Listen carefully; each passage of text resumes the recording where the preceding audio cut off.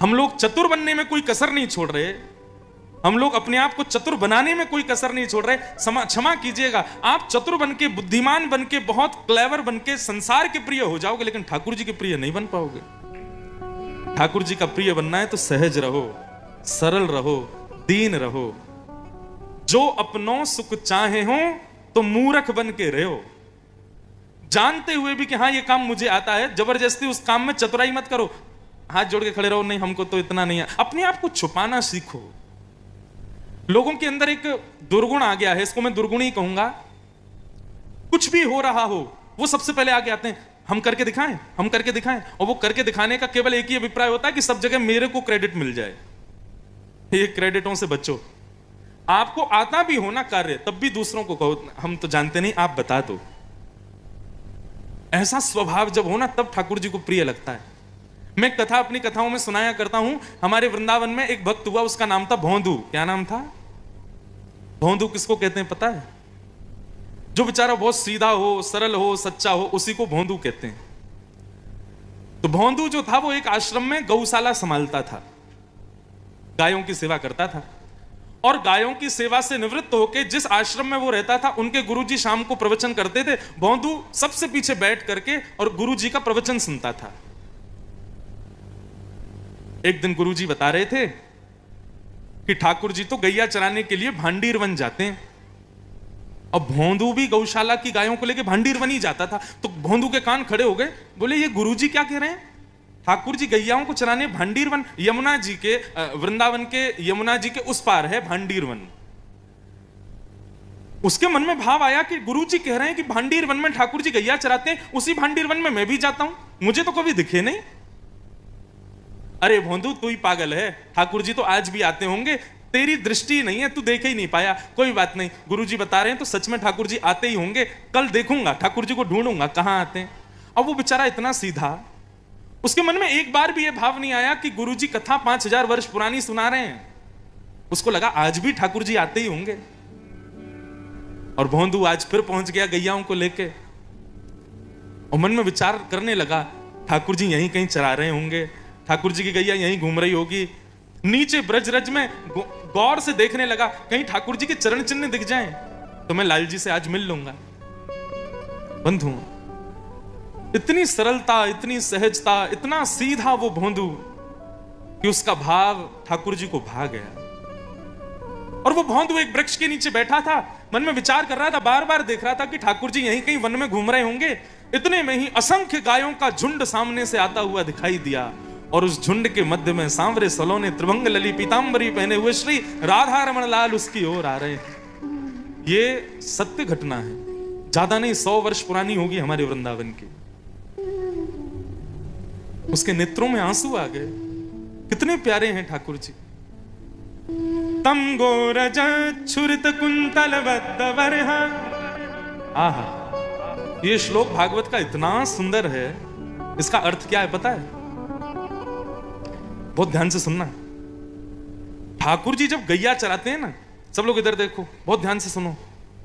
ठाकुर जी जब गैया चराने के लिए वन में जाते हैं तो गैया तिरछी नजर करके सूर्य को देखती है और सूर्य से कहती है ठाकुर जी हमको छूते हैं, हमारे ऊपर गलवैयां डालते हैं, हमारा दूध पीते हैं, ये सब सुख तो मिलता है, लेकिन जैसे मां यशोदा लाल जी का श्रृंगार करती है वो सुख हमको कभी नहीं मिलता।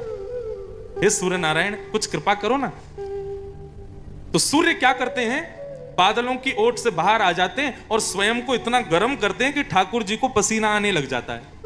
और जैसे ही ठाकुर जी के मुखमंडल पर प्रश्वेत के बिंदु आते हैं, पसीने के बिंदु छोटे छोटे आ जाते हैं, तो चारों तरफ चल रही गाय वो जोर जोर से ब्रजरज में कूदने लग जाती है और ब्रजरज एक बवंडर सा बनकर के खड़ा हो जाता है। बीच में ठाकुर जी हैं, चारों तरफ ब्रजरज है, और जैसे ही वो ब्रजरज शांत होती है तो गायों के खुरों से उड़ने वाली धूल ठाकुर जी के उन प्रश्वेत के बिंदुओं से जाके लग करके ठाकुर जी का श्रृंगार कर देती है।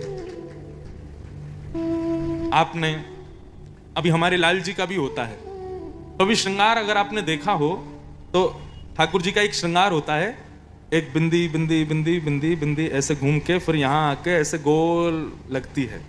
इसको बोलते हैं पत्रावली का श्रृंगार। क्या कहते हैं? ये ठाकुर जी को बहुत प्रिय है। आप सब भी अपने घर में रोज चंदन घिसो, और चंदन घिस करके छोटी सी कोई एक ऐसी सीख हो जिससे ठाकुर जी को लगे ना, और उससे ऐसे बिंदी बिंदी बिंदी लगा करके ऐसे ठाकुर जी का ये पत्रावली का श्रृंगार, ये पत्रावली का श्रृंगार गायों ने किया ठाकुर जी का। आज जैसे ही गोपाल जी लौट करके नंद भवन आए और मैया ने देखा ऐसी छोटी छोटी ब्रजरज की बिंदी लगी हैं, और लाल जी इतने प्यारे लग रहे हैं, इतने प्यारे लग रहे हैं कि रोज तो यशोदा मैया जब ठाकुर जी गैया चरा के आते हैं तो मुंह धुलाती है ठाकुर जी का और अपनी साड़ी से पहुंचती है, लेकिन आज मैया ने ठाकुर जी का मुंह ही नहीं पहुंचा। बोले इतना प्यारो लग रहा है मेरो लाला। और अगले दिन से मैया चंदन घिस करके ठाकुर जी का श्रृंगार करती है। तो ये ठाकुर जी को अति प्रिय श्रृंगार है। आज भोंदू बैठा था और ठाकुर जी उसी श्रृंगार में से निकल के आ रहे हैं। छोटे छोटे छोटे छोटे बिंदु लगे हैं और उन पर ब्रजरज लगी है। जैसे ही भगवान समीप पहुंचे, चरणों में प्रणाम करके बोला, आप वही हो ना जिनके बारे में हमारे गुरुजी सुनाते हैं? ठाकुर जी बोले, मुझे क्या पता तुम्हारे गुरुजी क्या सुनाते हैं। बोले, नहीं, मेरे गुरुजी सुनाते हैं नंद नंदन हैं, मोर मुकुट पहनते हैं, पीली पीतांबरी पहनते हैं, सांवरे से हैं, लेकिन सांवले होने के बाद भी इतने सुंदर हैं कि नेत्र पलक झपकना भूल जाती हैं, और जब से आप मुझे दिख रहे हो मेरी स्थिति वही हो रही है। आप नंद नंदन हो ना? ठाकुर जी बोले, हाँ हम ही हैं नंद नंदन। भोंदू अपना ही दुपट्टा उतार करके नीचे बिछा रहा है। बोले, विराजो ना, आप इतने सुंदर लग रहे हैं, मेरे सामने बैठिए ना। ठाकुर जी बैठ गए। ठाकुर जी बोले, अच्छा तेरो नाम कहा है? अब ये मत पूछो मेरो नाम कहा है। बोले, बता ना तेरो नाम कहा है। बोला, वैसे तो नाम मेरा कुछ और है, लेकिन प्यार से सब लोग भोंदू बुलाते हैं। अब जैसे ही ठाकुर जी ने सुनी भोंदू, ठाकुर जी तो जोर जोर से हंसे। बोले, तेरो नाम भोंदू? बोले, हाँ मेरा नाम भोंदू। इतना प्रिय लगा ठाकुर जी को। ठाकुर जी उसके गले में गलवैया डाल के बैठ गए। बोले, मुझसे मित्रता करे वो? भोंदू का रोम रोम कांप रहा है। बोले, मैं आपके मित्र बनने योग्य हूं? बोले, तू ही मेरो मित्र बनने योग्य है। चल आज से मैं तेरो मित्र, तू मेरो मित्र। चल अब ऐसे काम ना चलेगा, जल्दी कचू खवा, मुझको भूख लगी है बहुत जोर की। भोंदू एक पोटली में 2-4 रोटी, गुड़ और मक्खन लेके गया था। अब जितना भोंदू खाता उतना लेके गया, ठाकुर जी के सामने खोल दिया। बोले, रूखी रोटी है ठाकुर जी, इस पर मक्खन लगा दूंगा, आप गुड़ के संग खा लो। बोले, मुझको बढ़िया लगेगी, ला दे। और ठाकुर जी पाने लगे। अब जितनी रोटी थी सब खा गए। ठाकुर जी बोले, अरे भोंदू, मुझे तो और भूख लग रही है, और लेके आ। भोंदू बोलो, मैं तो इतनी लेके आयो, कल से ज्यादा ले आऊंगा। अच्छा ठीक है, चल जा, कल मिलेंगे दोबारा, और ज्यादा भोजन लेके आइयो, और अचार भी धर लियो। भोंदू बोले, सब ले आऊंगा, आप कल फिर मिलोगे? ठाकुर जी बोले, हाँ मिलूंगा। भोंदू लौट करके आया। उसने अपने आश्रम में किसी को नहीं बताया। उसको लगा सबको ठाकुर जी मिलते हैं, मैं ही अभागा था जो इतने साल बाद मुझको मिले हैं। उसको लगता था कि सबको ठाकुर जी मिले हैं पहले, लेकिन वो क्या जाने कि वो कितना सौभाग्यशाली है। दूसरे दिन गौ चारण करने के लिए जा रहा था। खूब सारी रोटी, खूब सारा गुड़, मक्खन और सारे सामग्री भरने लगा। रसोईया ने जाके गुरुजी से बता दिया। बोले, आज तो भोंदू इतना भोजन लेके गया है महाराज, पता नहीं क्यों। गुरुजी ने रोका, ए भोंदू इधर आ, मुझको रसोईया बता रहा तू बहुत सारा भोजन लेके जा रहा है। गुरुजी, मैं आपको बता नहीं पाया, वो नंद नंदन आते हैं। अब इतने सहज में बोल गया वो कि जैसे कितनी आसान बात है ये। बोले, नंद नंदन आते हैं, कल 4 रोटी खा के भी भूखे ही रहे बेचारे। तो मैंने मन में विचार किया, आज भी आएंगे, भूखे नहीं रह जाएं, या हमारे गुरुजी आज ज्यादा रोटी ले जा रहा हूं। अच्छा एक और बात, गुरुजी वो मेरी रोटी चट कर जाएं, मैं भूखा रह जाऊं, या हमारे मैं अपनी भी लेके जा रहा हूं, वो भी खा लेंगे, मैं भी खा लूंगा।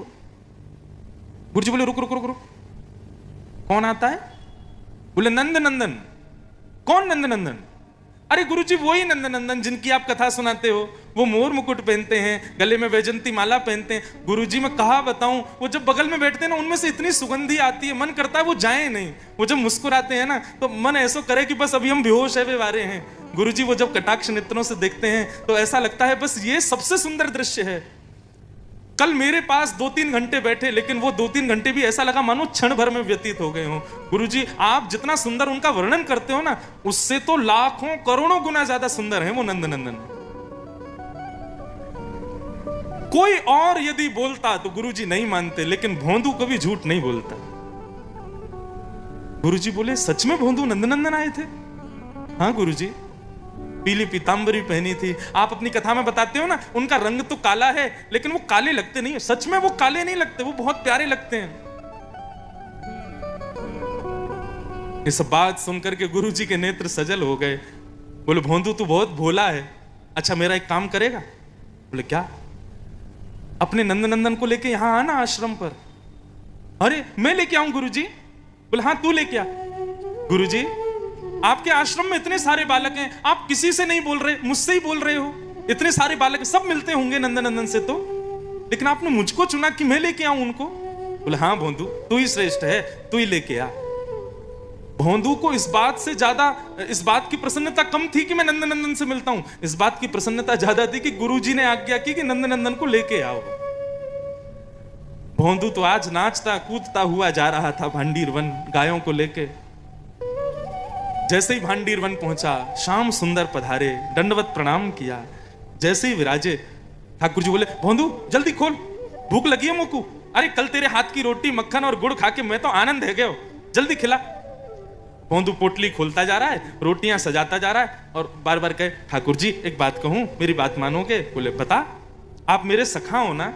बोले हाँ। मेरे साथ मेरे आश्रम चलोगे मेरे गुरुजी से मिलने के लिए? ठाकुर जी रोटी उठाते जाएं, मक्खन रखते जाएं, गुड़ रखते जाएं, कोई उत्तर नहीं दें।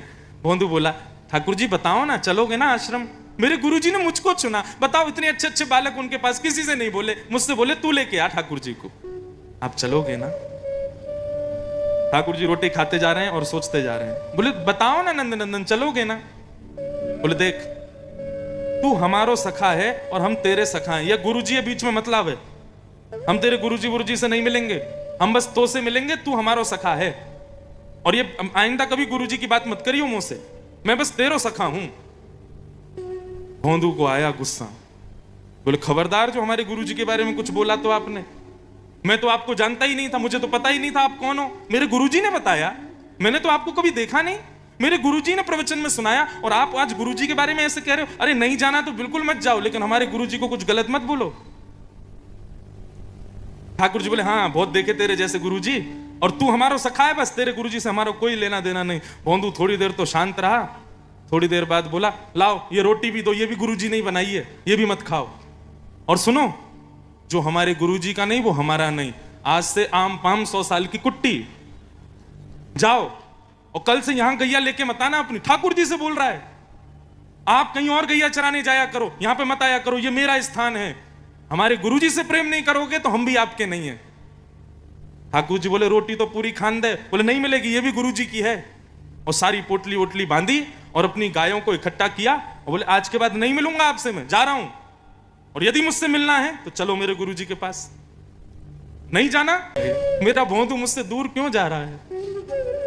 और जैसे ही भोंदू अदृश्य होने लगा, रोक नहीं पाए श्री राधा रमन लाल स्वयं को, दौड़े और दौड़ करके चढ़ गए भोंदू के कंधे पर और बोले चल लेके चल अपने गुरुजी के पास, नहीं तोड़नी है हमें तुझसे मित्रता।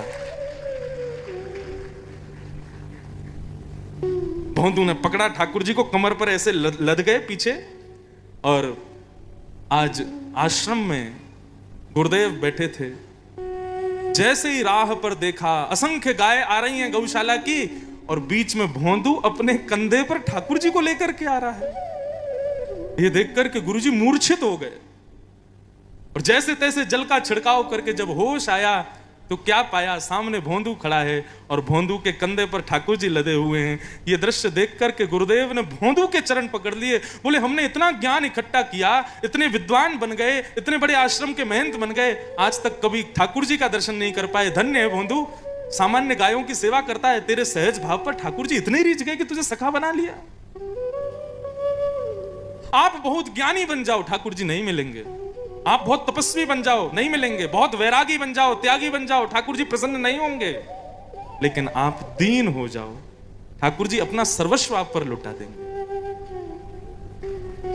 हमें ज्ञानी नहीं बनना है, हमें ज्यादा पदवियां, ज्यादा ऊंचे सिंहासन पर, कहने में तो अतिशयोक्ति है, लेकिन मैं व्यासपीठ पर बैठा हूं, यह भी एक प्रकार से भगवत मिलन में बाधा है, क्योंकि मैंने सम्मान का स्थान ग्रहण किया। हो सकता है आप लोगों को ज्यादा कृपा कर दें, ठाकुर जी मुझ पे नहीं करेंगे। इसलिए भैया दीन बनो, सरल बनो, सहज बनो, ज्यादा चतुराई मत लाओ अपने भीतर। ठाकुर जी को चतुर लोग प्रिय नहीं है, जो दीन है, जो सहज है, वो ठाकुर जी को प्राणों से भी प्यारा। तो मैंने आज कथा के प्रारंभ में ही कहा, इसको बड़ाई के रूप में मत लेना, कहीं अहंकार ना आ जाए आप में। आप लोग दीन हो, आप लोग सच में बहुत सरल हो, इस सरलता को और श्रेष्ठ करो। कोई आपसे आके छल कर जाए, कपट कर जाए, कोई आपसे आकर के और जो चतुराई दिखा जाए, दिखाने दो, वो भोगेगा, लेकिन आप चतुर मत बनो, आप सहज ही रहना। ठाकुर जी को वो सरलता, सहजता प्रिय है। हमारे ब्रज से ठाकुर जी का प्रेम केवल इसी गुण की वजह से, क्योंकि ब्रजवासी बड़े सरल हैं। कुम्मन दास जी एक कठौते में, कठौता समय कटोरा जैसा एक कठौता लकड़ी का, उसमें जल भर के और उसमें अपनी परछाई देख करके तिलक लगाते थे। इतने दिन थे, उनके घर में शीशा नहीं था।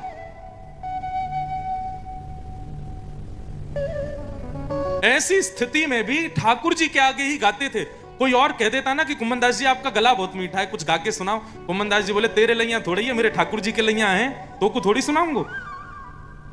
एक बार ठाकुर जी उनकी गोद में बैठ करके खेल रहे थे और कुम्मन दास जी को एक पद सुना रहे थे। इतने में ही एक बहुत बड़ा राजा अपनी आधी संपत्ति दान करने के लिए कुम्मन दास जी के पास आ गया। कुम्मन दास जी की कुटिया में जैसे ही राजा ने प्रवेश किया, सो ठाकुर जी वहां से अंतर ध्यान हो गए, ठाकुर जी वहां से गायब हो गए। सामने राजा खड़ा है अपनी आधी संपत्ति लेके, और कुम्मन दास जी अभी तो यहीं बैठे, कहां चले गए? लाल जी अभी तो आप यहीं बैठे, कहां चले गए? अरे राजा, मेरे लाल जी भी मेरी गोदी में बैठे, कहां चले गए? ठाकुर जी को खोजने लगे। राजा ने प्रणाम किया, बोले महाराज आपकी इस भक्त वत्सलता पर, आपकी इस दीनता पर मुझे बड़ी प्रसन्नता है, मैं अपनी आधी संपत्ति आपको देना चाहता हूं। कुम्मन दास जी बोले भैया मैं बहुत संपन्न हूं, मुझ पर इतना धन है कि मैं तेरे जैसे 100 राजा खरीद सकता हूं, मुझे जरूरत नहीं है, ये जो धन है ना तुम्हारा, किसी दिन इनको दे देना। जबकि कुम्मन दास जी के यहाँ सुबह यदि भोजन बनता था तो शाम को पाने के लिए रोटी नहीं होती थी। ऐसी स्थिति में भी उस राजा को बोले मैं तो बहुत संपन्न हूं, मुझे जरूरत नहीं, चलो जा। खूब प्रार्थना करने के बाद भी उसकी संपत्ति नहीं ली। राजा जैसे ही लौट करके गया, ठाकुर जी फिर से प्रकट हो गए। ठाकुर जी थोड़ी पे हाथ रख के बोले कुम्भना, उस राजा को मैंने ही भेजा था, क्योंकि मुझे पता है मेरे कुंभना के घर में रोटी नहीं होती, मेरे कुंभना के घर में शीशा भी नहीं है, मेरे कुम्भन दास के घर में सोने के लिए बिस्तर नहीं है, इसलिए मैंने राजा को कृपा करके ऐसा आदेश किया कि तुम जाओ, और तूने उसको वापस कर दिया, क्यों? कुम्भन दास जी का उत्तर कितना सहज। कुम्भन दास जी बोले ठाकुर जी यदि मैं राजा की संपत्ति ले लेता तो आप दोबारा मेरी गोद में पूछने नहीं आते कि तूने क्यों नहीं लिया, आप चले जाते। आप दोबारा मेरी गोद में आकर के बैठ गए, क्यों? क्योंकि आपको लगा कि इसने लिया क्यों नहीं। नाथ, रही बात संपत्ति की, तो मेरी सबसे बड़ी संपत्ति तो आप हो, मेरी सबसे बड़ी संपत्ति तो आपका भजन है, मैं इसके आगे और क्या मांगूं। ऐसी सरलता ठाकुर जी को प्रिय है बंधुओं, ऐसी दीनता ठाकुर जी को बहुत भाती है। इसलिए प्रार्थना है मेरी, दीन रहो, सदा झुक करके रहो, जितना हो सके सहज रहो, ज्यादा छल कपट चतुराई में मत रहो, ठाकुर जी को प्रिय नहीं। हाँ, यदि आप संसार के प्रिय बनना चाहते हो, आप चाहते हो कि 100 लोग आपकी बड़ाई करें, प्रशंसा करें, आपकी वाहवाही करें, जय जयकार करें, तो फिर खूब चतुर बनो, खूब छल करो, कपट करो। लेकिन चाहते हो कि संसार के लोग हमको मूर्ख समझें, ठाकुर जी हमारी प्रशंसा करें, तो दीन हो जाओ। 56 भोग लगाए ब्रजवासियों ने, तभी वहां नारद जी महाराज आए और कुछ सामग्री ले जा करके उन्होंने इंद्र को खिलाई। इंद्र बोला बड़ी बढ़िया सामग्री, कहां से लाए महाराज? नारद जी बोले तुम्हारी पूजा बंद हो गई है ना, वो सब ब्रजवासी अब कृष्ण की पूजा कर रहे हैं, तो उसी के 56 भोग बन रहे, तो मैंने सोचा तुमको भी खिलाऊं। इंद्र बोला मेरी पूजा बंद हो गई? बोला हाँ, वो नन्हे से कन्हैया ने एक और रूप धारण कर लिया गोवर्धन का और अपनी पूजा करवा रहा है। इंद्र बोला इन ब्रजवासियों की इतनी हिम्मत, अभी बताता हूं। सांवर्तक मेघमालाओं को आज्ञा की। सांवर्तक मेघ किसे कहते हैं? जब पृथ्वी पर प्रलय आना होता है तब सांवर्तक ऋतु आती है। सांवर्तक ऋतु का मतलब है कि एक क्षण भर की बारिश में पूरी पृथ्वी जल निमग्न हो जाएगी। उन ऋतुओं को आज्ञा की, जाओ जाकर के ब्रजमंडल पर इतनी वर्षा करो कि ब्रज का अस्तित्व खत्म हो जाए। वृंदावन कहां है, गोवर्धन कहां है, ये 84 कोस ब्रजमंडल कहां है, भूल जाए सब लोग। मेरी पूजा बंद की, इनको परिणाम भोगना पड़ेगा। गड़गड़ गड़गड़ गड़गड़ करके बादलों ने आकर के पूरे ब्रजमंडल को घेर लिया, आकाश में बिजली कड़कने लगी। ब्रजवासी बोले लाला हमको जिस बात का डर था वही हो गया, इंद्र नाराज हो गया। ठाकुर जी बोले अविश्वास नहीं, जिनकी शरण में आए हो उन पर पूर्ण विश्वास करो, वो तुम्हारी रक्षा करेंगे। प्रार्थना करो श्री गोवर्धन नाथ। सब ब्रजवासी गाने लगे, गोवर्धन नाथ से प्रार्थना करने लगे, इंद्र से हमारी रक्षा करो नाथ। आंख बंद करके सब गिरिराज जी की प्रार्थना कर रहे थे। तभी मधुमंगल श्रीदामा चिल्लाए, अरे देखो देखो देखो, कहां गए हो। जैसे ही ब्रजवासियों ने नेत्र खोल करके देखा, 7 कोस लंबे चौड़े गिरिराज पर्वत को, बंधुओं एक कोस में 3 किलोमीटर, 7 कोस में कितने हुए, 21-22 किलोमीटर लंबे और इतने ही चौड़े गिरिराज पर्वत को 7 वर्ष के हमारे श्री कृष्ण ने अपने बाम हस्त की इकन्नी उंगली पर धारण कर लिया। बोलो गोवर्धन नाथ की, गिरिराज धारण की जय। इतने में सब ब्रजवासी दौड़े, अपने अपने डंडा लेकर के सब जाकर के गिरिराज पर्वत के नीचे लगा करके खड़े हो गए। चारों तरफ ब्रजवासी खड़े हो गए। ठाकुर जी ने गिरिराज पर्वत धारण किया। आहा, कितने मधुर स्वरूप है ठाकुर जी का। कल हम लोगों ने एक जय जयकार लगाया था, और वो जय जयकार लगाया जाता है, आपको तो नहीं पता होगा, ये सब लोग लगाएंगे। पूछरी के लौटा की प्यारे। ये जय जयकार क्यों लगाते हैं?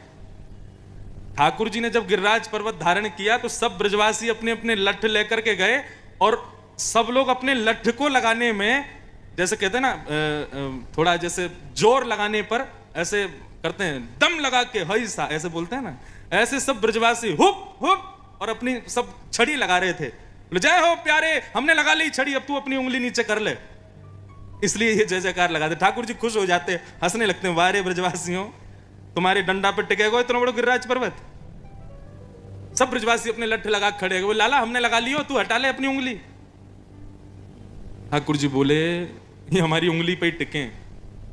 चल झूठ बोले, तेरी उंगली पे टिके, इतना बड़ा गिरिराज पर्वत तेरी नेक सी उंगली पे टिके गो।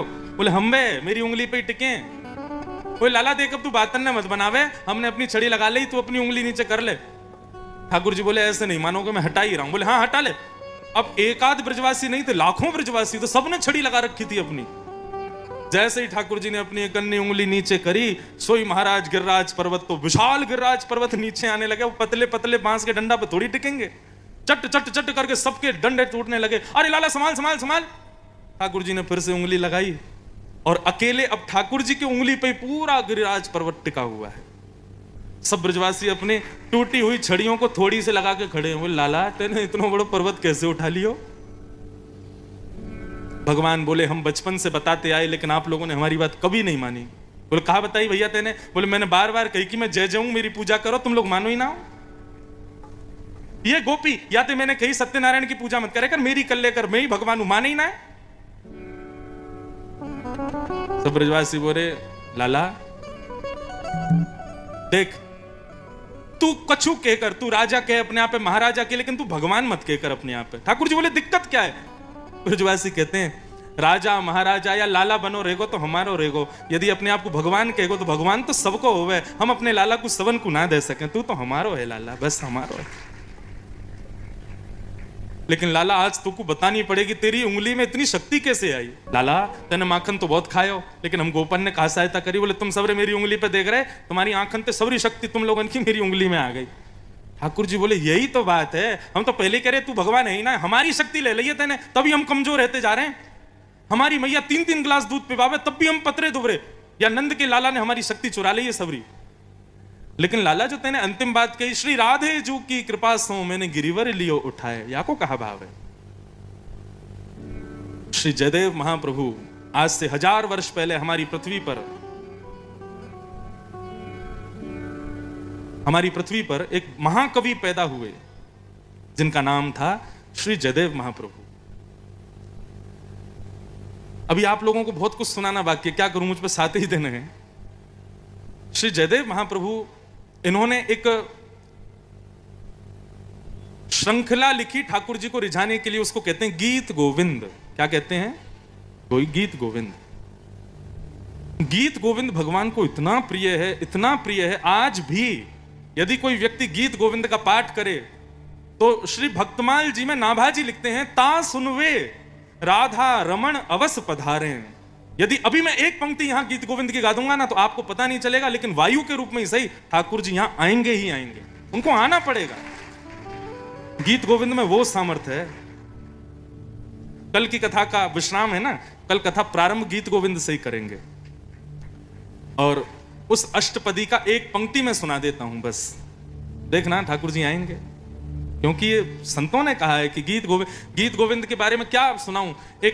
एक माली की बेटी थी, वो अपने बगीचे में फूल तोड़ते हुए गीत गोविंद गाती थी, तो श्री जगन्नाथ भगवान उसके पीछे पीछे चलते थे। आज जैसे ही मंदिर में आरती के लिए पुजारियों ने किवाड़ खोली मंदिर की, तो देखा जगन्नाथ भगवान के सारे वस्त्र फटे हुए हैं, जगन्नाथ भगवान के आंखों के आसपास कांटे लगे हुए हैं।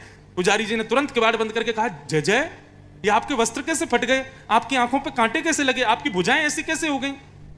तब ठाकुर जी बोले, अरे वो जगन्नाथपुरी में एक माली है, उसकी बेटी गीत गोविंद गाती है, और वो तभी गाती है जब वन में जाती है, और वन में कांटे कूड़े सब होते हैं, लेकिन मैं इतना मंत्रमुग्ध हो जाता हूं सुनने में कि वो सब कांटे मेरे अंग पर लग जाते हैं। और छोड़ो, एक मौलवी,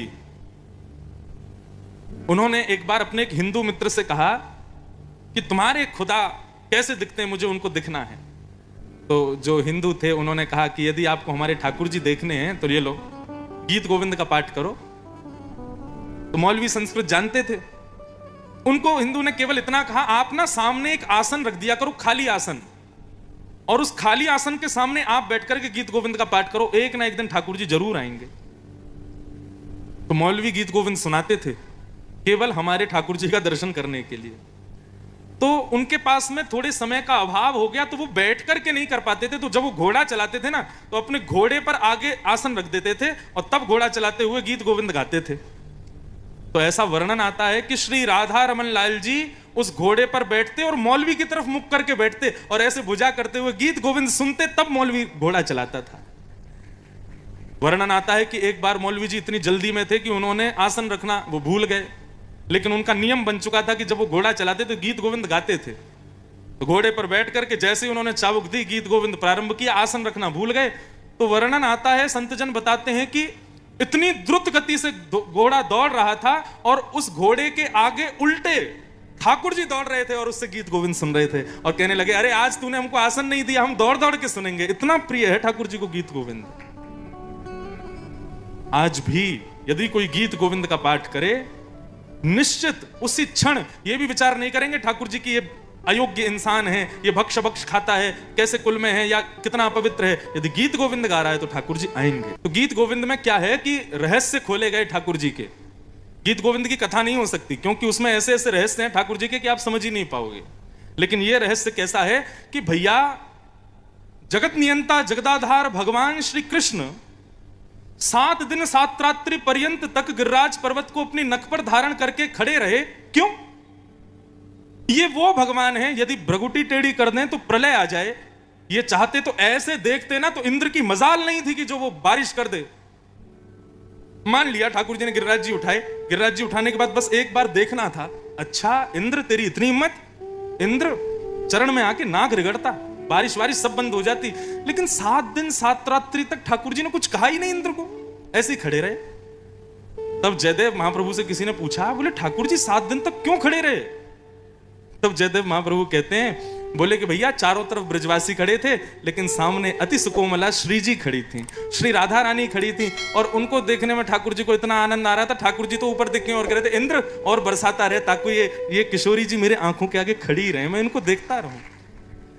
श्री मुख चंद्र चकोर जय जय देव हरे, श्री राधा मुख चंद्र चकोर जय जय देव। ऐसे ऐसे रहस्य बताए हैं।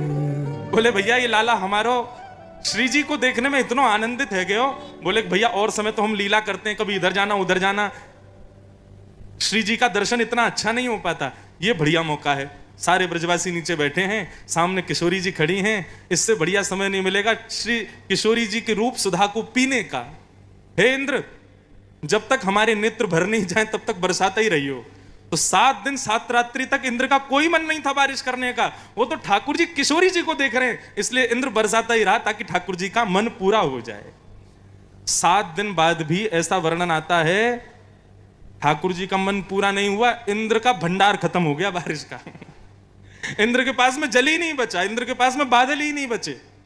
तब इंद्र ने संकेत पहुंचाया, बोले ठाकुर जी मैं कंगाल होने वाला हूं, तब भगवान बोला अच्छा अच्छा ठीक है अब बंद कर दे। तो इसलिए 7 दिन 7 रात्रि तक ठाकुर जी ने किशोरी जी के दर्शन के लिए गिरिराज पर्वत धारण किया। बोलो गिरवरधारी गोपाल की। आपने हमारे ठाकुर जी को देखा? हमारे ठाकुर जी के नेत्र नीचे रहते हैं। क्यों? जब लाल जी ने गिरिराज जी उठाए तो वो एक पर्वत पर खड़े थे और सब ब्रजवासी और किशोरी जी नीचे खड़ी थी। तो इसलिए हमारे ठाकुर जी के नेत्र नीचे किए जाते हैं, क्योंकि जब ठाकुर जी ने गिरिराज जी उठाए तो किशोरी जी ऐसे नीचे खड़ी थी, तो उनको देखते रहते हैं, इसलिए ठाकुर जी के नेत्र नीचे रहते हैं। अनेक भाव हैं ठाकुर जी के नेत्र नीचे क्यों हैं? दूसरा भाव यह है, ठाकुर जी कहते हैं भाई संसार का कितना भी बड़ा व्यक्ति हो, मैं उसी को देखता हूं जो मेरे चरणों में आश्रित है, इसलिए ठाकुर जी के नेत्र नीचे रहते हैं। और तीसरा एक हमारे ब्रज का भाव सुनो। ये गोवर्धन नाथ जो है ये आजकल उदयपुर के पास विराजते हैं, श्रीनाथ जी। और श्रीनाथ जी जो हैं ये ब्रज से तो दूर है, तो ठाकुर जी सामने इसलिए नहीं देखते कि भैया दर्शनार्थियों में कहीं ब्रजवासी आ गए और मैंने उनको देख लिया तो मेरा मन करने लग जाएगा वृंदावन जाने का, इसलिए ठाकुर जी नजर बचा के खड़े रहते हैं कि ताकि मुझे ब्रजों वालों को नहीं देखना पड़े। यह भी एक भाव है। एक कथा आती है, हमारे ब्रज के कुछ ब्रजवासी गए और श्रीनाथ जी का दर्शन किया। श्रीनाथ जी ऐसे खड़े थे तो ब्रज के सब ब्रजवासी बोले लाला नीची नजर करके खड़ो है, ऐसा कहा करें कि लाला ने हमें देख ले। तो वहां सब जय जयकार लगाने लगे, बोल गोवर्धन नाथ की, गिरिराज धरण की, श्याम सुंदर यमुने महारानी की। इस प्रकार सब जय जयकार करने लगे। ठाकुर जी ऐसे ही खड़े थे। इतने में ही दोनों ब्रजवासी बोले ऐसा जय जयकार बोलो कि लाला आंख उठा के ऊपर देखे, भैया ये कौन आयो? इतने में ही ब्रजवासी पता है क्या बोले? बोलो वृषभानु के जमाई की। अब जैसे ही कहीं वृषभानु के जमाई की जय, सो ठाकुर जी ने नेत्र ऊपर करके देखा ये कौन आए? बोले ओहो देख लियो ठाकुर जी, जय हो जय हो जय हो, प्रणाम हमारे लाल जी। इसलिए ठाकुर जी नजर बचा के बैठे रहते, बोले कहीं ब्रजवासी नहीं आ जाए। बैठे हैं तो मंदिर के धर्माधिकारी मुझे ले गए दर्शन कराने। बहुत देर तो दर्शन करता रहा, फिर मैंने कि हमारो लाला बेचारो तपस्या कर रहा है, जो बेचारो माखन के बिना ना रहे, गैयान के बिना ना रहे, ब्रजवासी के बिना ना रहे, यहाँ बेचारो तपस्या कर रहा है। तो जैसे ही मैं उठने लगा मैं जोर से बोला बोल वृषभानु के जमाई की जय। वास्तव में आप सत्य माने एक क्षण के लिए पूरे बद्रीनाथ मंदिर की लाइट लुपलुपाने लगी। मैंने कि धर्माधिकारी जी तपस्या भंग है गई हमारे लाला की, वृषभानु के जमाई हैं ये। वृषभानु जी कौन है? राधा रानी के पिताजी। उनके जमाई कौन? हमारे लाल जी। तो ये पूरी गोवर्धन लीला के बहुत रूप हैं। यदि आप मुझे 7 दिन कहो कि केवल गोवर्धन लीला सुनाओ तो एक के बाद एक नए नए लीलाएं आती रहेंगी, इतने संतों ने गाया है। लेकिन इसका एक भाव यही है कि किशोरी जी को देखने के लिए ठाकुर जी खड़े रहे। ऐसे श्री गिरिराज धरण की लीला को हम प्रणाम करते हैं, वंदन करते हैं। भगवान ने 7 दिन बाद गिरिराज पर्वत को पुनः स्थान पर व्यवस्थित किया। इंद्र ने आकर के भगवान से क्षमा मांगी और भगवान ने इंद्र को क्षमा किया। तब इंद्र ने भगवान का नामकरण किया इंद्रेश। इंद्रस्य ईश्वरः इति इंद्रेशः, जो मेरे भी ईश्वर हैं वो श्री इंद्रेश। कई लोग हमारा नाम लेके बोलते हैं महाराज आप तो इंद्र देवता हो। मैंने कहा इंद्र देवता नहीं बेटा, इंद्र के भी स्वामी हैं, इंद्रेश हैं। तो ये भगवान का नामकरण हुआ। गायों की रक्षा भगवान ने की तो गाय सब प्रसन्न हो गई। गायों ने जाके भगवान का एक और नामकरण किया, गोविंद। ये गोविंद नाम जो है ये गायों ने भगवान को रखा है। इस प्रकार ठाकुर जी की गोवर्धन लीला संपन्न हुई। आगे एकादशी का महात्म्य बताया गया। एकादशी के महात्म्य में क्यों एकादशी की जाती है उसका सब भाव बताया गया। तत्पश्चात फिर रास पंचाध्यायी यहां से प्रारंभ। हम रास पंचाध्यायी प्रारंभ करें और रास में प्रवेश करें। अब सब लोग बिल्कुल सावधानी से बैठिएगा। ये बंधुओं रास की कथा है। इस रास में महादेव को आने के लिए भी बड़ी मशक्कत करनी पड़ती है। तो हम तो उल्लासनगर वासी हैं, हम लोगों को तो बहुत प्रार्थना करनी पड़ेगी तब रास में प्रवेश मिलेगा। इसलिए सब लोग अब गोपी भाव से ही विराजो। सब लोग ये भाव रखो कि भैया हम लोग कौन हैं? हम सब गोपी हैं। और गोपी कोई नथनी वाली नहीं, हमारी प्रत्येक इंद्रिय कृष्ण श्रृंगार धारण करती है, इसलिए हम सब गोपी हैं। आइए इस रास की कथा में हम लोग प्रवेश करते हैं। भगवान पिता रात्रि शरदोत्फुल्ल मल्लिका विक्षरन्तुं मनश्चक्रे योग मायामुपाश्रित।